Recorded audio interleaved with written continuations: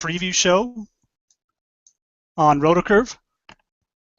My name's Jeff Ulrich. I'm going to be your host for the show. It's going to be a weekly show, daily fantasy golf all the time. We're going to be previewing the biggest tournaments on the biggest sites weekly. We're going to be talking about industry news, and we're going to be giving you as much information as possible. So if you never been to the site before, Rotocurve obviously just opened. Keep checking back for it. Lots of new fantasy content and stuff like that. And so I thought we'd start the show. Obviously, this is the biggest week in fantasy golf thus far on the year, possibly ever. I don't think that goes without saying.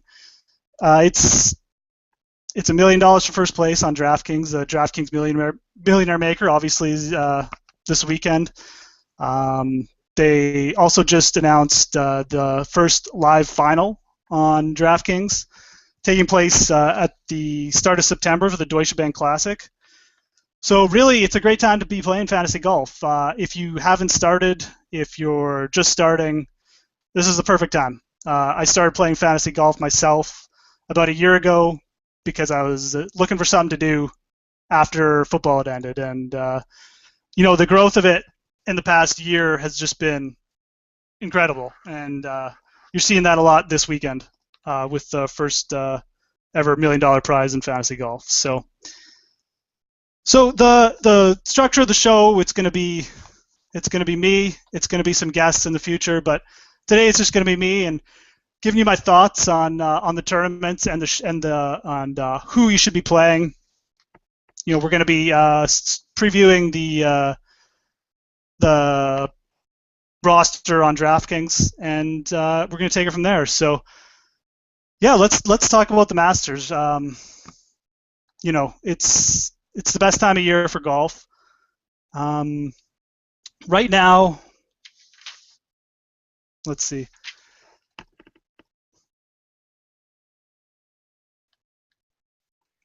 Let's talk about the start of the high zone guys. So if you're looking at DraftKings rosters, we start at the top. Rory McIlroy, Bubba Watson, Jordan Spieth, Adam Scott. Those guys are all sort of in the same salary range between 15 and 12,000. I'm not sure if I'm going to be paying up for Rory McIlroy this year. He's been inconsistent at best, I think. Going down the list, I think two of the most popular guys are going to be Bubba Watson and Jordan Spieth. Again, I'm not sure if I'm going to be paying up for those two. Obviously, Jordan Spieth's just been on a complete roll lately. And Bubba Watson's had a really good season too.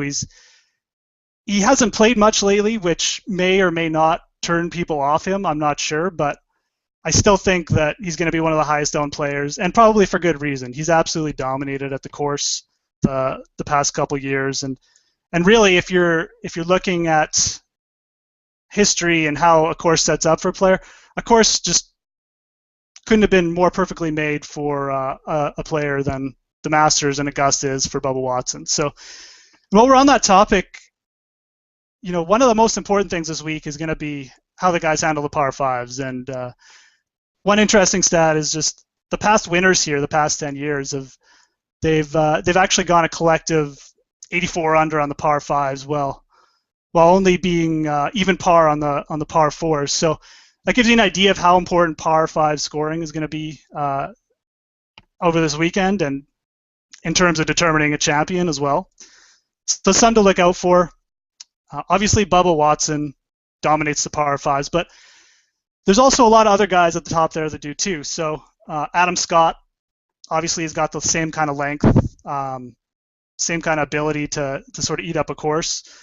And one of the guys that I'm really targeting this week is going to be Dustin Johnson. He's just been one of the best golfers on tour since he's returned. He's got the length to take care of the course. He can sort of dominate those par fives once he gets going. And I think in terms of Dustin Johnson, a lot of people are going to be off on maybe look at his course history and say, well, it's not that great.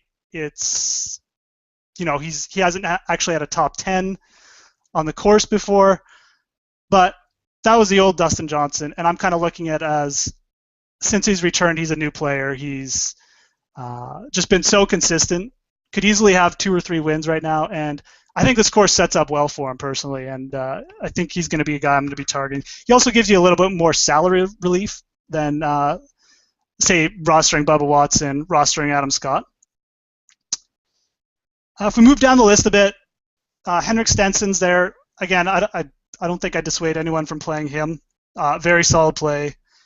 Obviously, he came back. Last week, he pulled out of the event due to sickness, so something you have to take in mind with Henrik Stenson, but I think he's going to be okay. He's improved here every year that he's actually played, so again, good trend, extremely solid player. He's a guy that once he gets hot too, he tends to keep playing really well until he actually gets over the hump and wins, so a guy I'd look out for this weekend as well. Moving down the list, once you get under 10,000, there's a couple guys at the top that may or may not be good plays this week. Ricky Fowler and Phil Mickelson. Both are coming in what I'd call semi-poor form. I think that both could also make very good tournament plays this week. Obviously, Phil's got the experience. But I think Ricky Fowler's a guy that's really going to go under owned this week. I would anticipate him being under 5% owned in the Millionaire Maker tournament. And he's a guy that if you're looking to differentiate yourself from the field a bit, he's probably a good way to do that. Now, obviously, this year hasn't been exactly kind to Ricky thus far. I don't think he's out of top 10. But at the same time, you look what he did in the majors last year, and he might be worth a GPP play. A few of the highest owned players, in my opinion, are going to be Patrick Reed and Jimmy Walker. And for good reason. Jimmy Walker, obviously, coming in great form. 10th here last year in his debut. He has the length to take care of the course. He putted. He was first in strokes gained putting at Valero. Really, if you look at it, everything sets up perfectly for him. He's got a nice high ball flight. He's going to be able to eat up the par fives. Ranks really highly in par 5 scoring. As far as Patrick Reed goes, I'm not sure if I'm be as confident in Patrick Reed, but at the same time, if you really look at it, the course sets up perfectly for him. He plays a nice draw, a right to left draw, which on Augusta, that's what you want to play. A lot of the dog legs on the par 4s require right to left draw shots for right-handers, so that's going to be a big factor. And really, just his play over this year, I think you have to at least account for him. Another interesting thing about Patrick Reed, too, is that he actually went to Augusta State University, so he's more familiar with the course than people realize, even though he's only played here once and missed the cut. He's going to be high-owned, in my opinion. A couple guys at 8,000, Hideki Matsuyama and Lee Westwood, kind of coming in from different perspectives. Matsuyama is obviously a really young player. Missed the cut here last year, but he's played here a couple times as an amateur. I think the course sets up absolutely perfect for Matsuyama. He dominates the par 5s. Again, someone who's really good with his long irons, really good with long approach shots. I believe he actually leads the tour in eagles this year, which obviously speaks to how well he plays the par 5s. I'm not sure how highly owned he'll be. In the Millionaire Maker, I would have to say definitely under 15%. It might be a little bit too early to expect him to compete, but at the same time, I wouldn't be shocked at all if he was around on the weekend. I really like him this week. And the other guy's Lee Westwood. Westwood comes in, obviously having played the course numerous times. I believe he's been in the top 10 a lot in the past 6 years. So he's one of those guys who just brings that sort of consistency. He also, a guy who hits it pretty long too. So if I had to pick between those two, for cash games, I would probably lean Westwood just for the consistency and a known quantity. I don't think Lee Westwood is going to completely bomb. I'm not sure if he's going to be able to win either, but at the same time, he's a safer play. But for GPPs, I definitely lean Matsuyama. Going down the list, Once you get into the 7,000s, this is where, in my opinion, the real tough choices have to start to be made. At 7,600, one of my favorite plays and a guy who I'm hoping people overlook is Louis Oosthuizen. Missed the cut last weekend. Great length, second here to Bubba Watson in 2012. Really eats up the par fives. If it's soft out and he gets off to a good start, I could see him winning the event. And for 7,600, this is a guy who's already won a major as well. So it's something you really have to consider. I think, in my opinion, he actually might be the best value on the board. He is a little bit risky. He has actually missed 3 cuts here, as well as finished second and 25th last year. So something to consider. Moving down, there's just a ton of interesting guys between 7,400 and 7,000, in my opinion. You have Angel Cabrera, Victor Dubuisson, Paul Casey, Gary Woodland, Hunter Mahan, Bill Haas, JB Holmes, and then Zach Johnson and Ryan Moore at 7,000. All those guys you could make arguments for. Now, in my opinion, the most popular play, without a doubt, is going to be JB Holmes, coming off a win last week. Has great distance, has been playing lights out essentially for the better portion of 2015. I think he's going to be the highest owned player in the Millionaire Maker. I also think he sets up pretty well for the week, and if it's wet out, it's only going to set up better for him. He's going to be able to use his his length more. It's going to become more of a factor. I'm not going to fade him. If I had 100 lineups, I would probably have him in at least 20%. Other guy around that price range that's really interesting is Paul Casey. Really, really high up in par 5 scoring, really good in driving distance. And again, has just played amazing so far in 2015, really. It's a guy who used to be ranked 3rd in the world. Has a pretty nice history at Augusta. I believe he's finished 6th and 10th or his highest finish. Those were a while ago, but at the same time, he's gone through injuries and a few personal things that have sort of derailed his game, but he really seems to be back on to the highest levels again. And really, one sleeper play actually in that price range that I started to look at a little more closely today is Gary Woodland. I think he's going to be super low owned. He's actually got a really strong history at the course. I believe the last 3 years has made the cut, and I believe at one point last year he was actually leading the tournament as well. So he's got some top 30, top 20 finishes, has put together some low rounds, and again, just a guy who hits it far, can eat up those par 5s, and if he can just hold it together with the putter and with just not making any mental mistakes, he's a guy I would not be shocked to see kind of kicking around on the weekend. And he's a guy I'd really look to use to differentiate myself in a GPP lineup. Last guy at that level I'd probably mention. I'm personally not going to be on Zach Johnson. I think there might be a lot of people that are. The way he putted at Valero and just the way he's played sort of overall the whole year just makes me not comfortable with Zach Johnson. The guy at 7,000 I'm a lot more interested in is Ryan Moore. He's made all his cuts thus far in 2015. He won earlier in the year at the Simba Classic in Malaysia. And he's played here pretty well in the past. He doesn't have a high finish, but he has shot some rounds in the 60s. And again, that's something I like to look for. Guys who have that confidence on the course that they can go out and shoot a low round. I really think Ryan Moore is going to be someone that will be around on the weekend as well. So once you get under 7,000, the choices obviously get a little bit tougher on DraftKings. I think the most obvious, to me, the most obvious and probably the most popular play once you get under 7,000 is going to be Ryan Palmer. He has he's right now he's 6th in driving distance. He's 8th in strokes gained tee to green, and he's a guy who again does really well in the par 5s. So his record here, 2 missed cuts and a 10th, but he does play a really high right to left draw again. So in theory, the course should set up very well for him. And I think the biggest thing with Ryan Palmer is just that he's playing the best golf of his career. So he comes into the event, you know, really, I could see him again challenging. He's just played kind of maybe the most consistent golf on tour in the past year. Sixth at Valero, so comes in good form as well. Another guy I'm really keying on, just below Ryan Palmer at 6,500 is Russell Henley.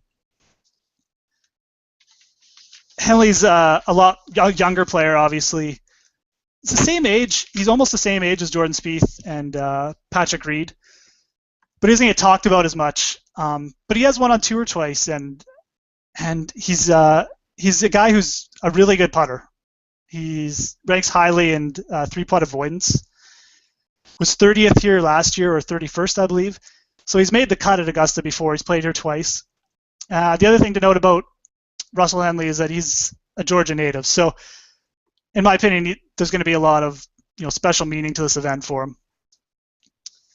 Going down right underneath him too is another interesting player, Brandon Grace. Grace is a South African who's also played here before twice, I believe, with a missed cut in an 18th. He was absolutely on fire in the European circuit earlier in the year, and is the type of guy who could come in here, land possibly a high finish for his salary, which is really what you're looking for. These are the type of guys you're looking to pair with the higher owned guys. You're looking to pair Brandon Grace with a Bubba Watson. You're looking to pair Brandon Grace with an Adam Scott, maybe even a Rory McIlroy.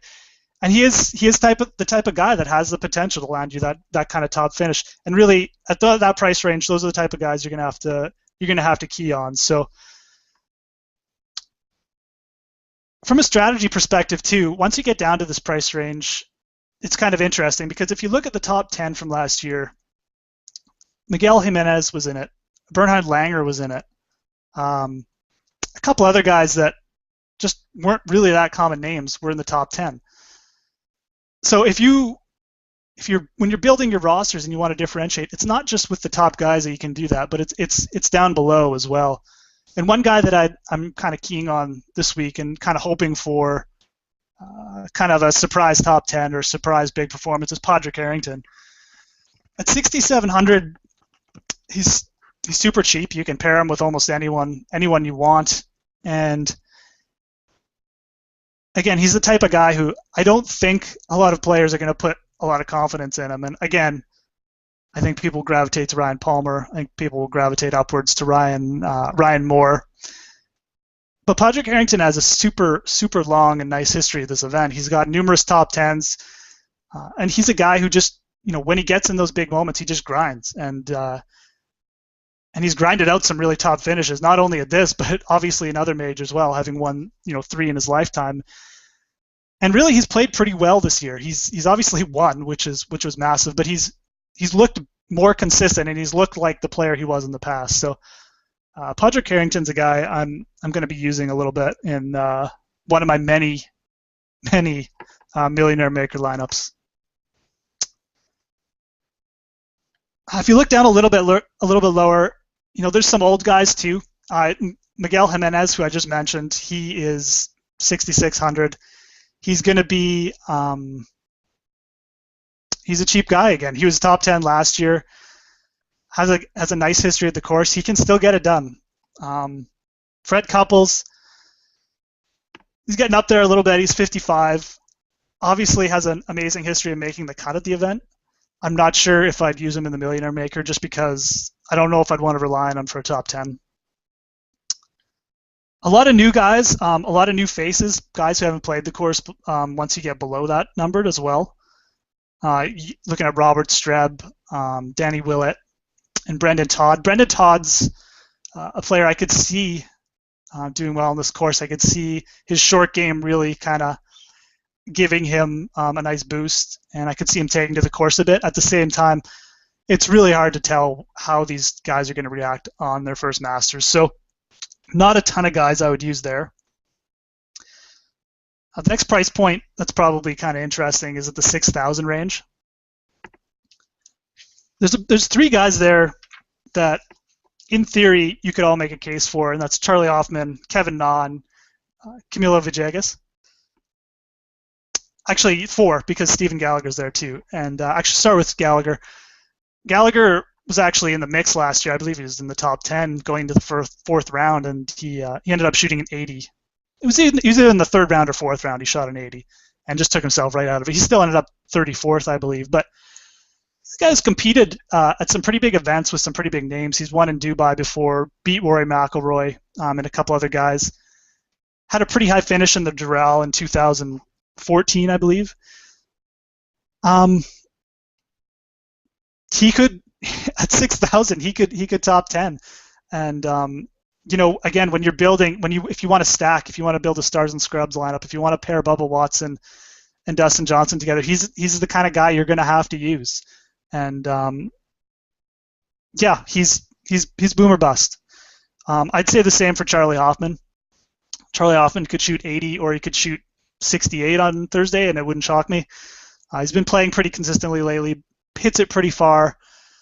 In theory, he should score pretty well in the par fives here, but the guy's pretty inconsistent. Not a consistent putter. Could struggle with the greens, and once it gets off the rails for him, it goes away quickly. So the other two guys down there are Kevin Na and Camilo Villegas. First of all, Villegas kind of interests me this week. He's got quite a nice history of this event. Been playing pretty well this year, and obviously kind of had a bit of a comeback last year with his win. I think he's got pretty decent length, and he's a guy at $6,000. I really am kind of interested in. I don't think anyone's going to be using him. I think he's going to be probably 2% owned. So if he does kind of come through with that top 10, it's really going to differentiate a lineup.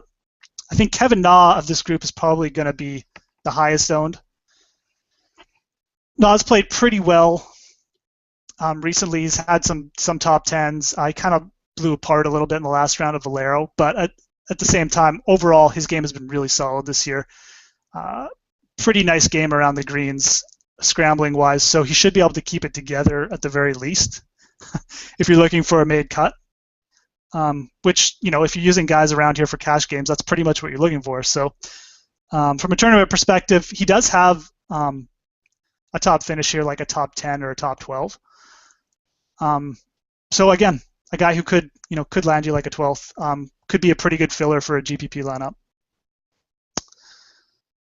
I'm not going to spend too much time talking about the guys under 5,000. There's a couple guys I'm interested in. Jeff Ogilvy has made the cut here a ton since he's played here. At the same time, he's not really the same player he was, a few years ago. So it's tough to say what you'll get from him. I think if you, again, want to fill out a cash game roster, looking for a guy who's probably going to have a good chance of making the cut just because of his experience, Jeff Ogilvy's a great play. A couple other guys I'd mention and might be interested in using for GPP purposes. Morgan Hoffman, I think, sets up well for this course. Good length off the tee, good in par 5 scoring. Really nice form coming in. Just missed out on winning at Bay Hill, finished 4th. And the other guy who's in contention at Bay Hill at 5,700 this week is Ben Martin. Again, in contention at Bay Hill. Actually played Augusta as an amateur, so he's got some experience here. He missed the cut, but it never hurts to get a little bit of experience on the course. A guy who can, again, score pretty well on the par 5s. We could talk about some punts for a bit. Complete punts. I think if there was anyone I'd be using this week under 5,500, Vijay Singh at 5,400 interests me. He still has pretty good length. If the course is soft, I could see him going pretty well. Darren Clark, maybe it could happen. He has been playing quite a bit actually this season, just to try and get his game back in shape. And I think the only other player I'd even mention is Jose Maria Olazabal. Actually had a top 10 over in a South African event a couple weeks ago. It's a weak field, but still something to take note of. So I wouldn't personally recommend venturing too far under 6,000 this week. I think that the best strategy especially from a millionaire maker perspective is going to be making those balanced lineups. You really are going to need probably 5 guys in the top 5, or 5 guys in the top 8 or so, and maybe 1 guy who still finishes in the top 10, top 15. If you're going to take down the millionaire maker, it's obviously going to be a massive tournament. Really looking forward to it, obviously. But from a strategy perspective, you're really going to have to look for making sure that you have 6 guys on your roster that can land you 6 high finishes. And for me, there's just, once you hit under 6,000, I don't think that a lot of those guys can realistically land you that. So for me, for myself, I'm going to be trying to make as many balanced lineups as possible. I'm going to be trying to looking for those punt plays sort of between in the $6,000 and $7,000 range. Guys that might be a little bit boom or bust, but guys like Stephen Gallagher, guys like Russell Henley, guys like Brandon Grace, who, if they have a good week, they're going to be able to land 10th, 12th, maybe even a 5th if I get really lucky. And to me, that's the strategy that you need to employ for the millionaire maker. So just wrapping up here. Yeah, obviously DraftKings is just putting on a great number of tournaments this week, and the weekly growth of the daily fantasy golf has been pretty amazing. I know I touched on it a little awkwardly at the beginning of the show, but if you really look at some of the tournaments out there on the other sites as well, it's good to see the growth of the game on not just DraftKings but on Victiv as well. They're hosting a $200 buy-in with a $30K guarantee. Again, just a site that has a different sort of scoring structure, a different sort of roster structure, but a site that at the same time, I think almost has different. Let's just say it's differentiated itself from DraftKings in a very positive way, in my opinion. Gives you 7 people on your rosters with taking the 5 highest scores, which is really nice because the hard thing about DraftKings is that if your player misses a cut, he misses the cut, and you don't really have a chance to make it up. Whereas on Victiv, you do get 7 golfers, and they only take the 5 highest scores. So if one of your golfers misses the cut, then your lineup isn't necessarily done for the week. They also have a nice scoring structure. It doesn't emphasize bonuses as much, which is good or bad depending on how you look at it.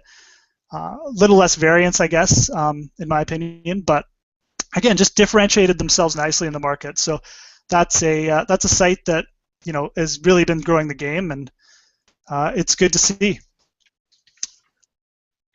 So yeah, I think I'll just wrap up by saying thanks for watching, and obviously good luck this week in your Millionaire Maker tournaments. I know I'll be playing a lot. I'm on DraftKings as Wave Goodbye, and good luck in your tournaments this weekend, and keep tuning in to RotoCurve. They obviously have a ton of new content. Show's going to be on weekly. We're going to be obviously improving things as we go, but I appreciate you guys tuning in, and have a good week. Good luck in your tournaments.